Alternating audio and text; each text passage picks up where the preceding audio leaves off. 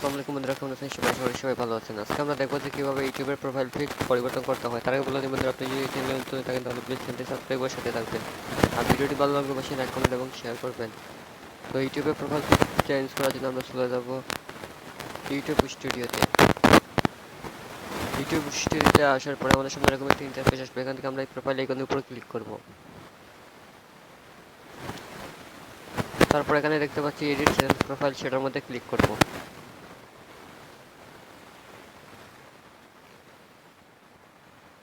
তারপর এখান থেকে এই প্রোফাইল আইকনের উপর ক্লিক করে আমরা প্রোফাইল পিক এবং কভার আইকনের উপর ক্লিক করে কভার পিক চেঞ্জ করতে পারবো। তো আমরা যেহেতু এখন প্রোফাইল পিক চেঞ্জ করবো, তার কারণে আমি প্রোফাইল পিক চেঞ্জ করে দেখাচ্ছি। তো আমি এখন এই যে প্রোফাইল আইকন দেখতে পাচ্ছেন, সেটার মধ্যে ক্লিক করব। তারপর এখান থেকে আপনি আপনার প্রোফাইল পিক সিলেক্ট করে নেবেন। তো আমি আমার প্রোফাইল পিক সিলেক্ট করে নিচ্ছি।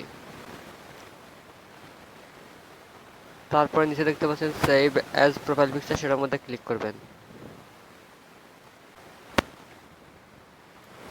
তো দেখতে পাচ্ছেন আমার কিন্তু প্রোফাইল পিক চেঞ্জ হয়ে গেছে। তো এভাবে কিন্তু ইউটিউবের প্রোফাইল পিক চেঞ্জ করতে হয়। তো ধন্যবাদ সবাইকে যারা তখন ভিডিওটি দেখছিলেন। প্লিজ ভিডিওটি ভালো লাগলে অবশ্যই লাইক, কমেন্ট এবং শেয়ার করবেন। আর অবশ্যই চ্যানেলটি সাবস্ক্রাইব করবেন। আসসালামু আলাইকুম।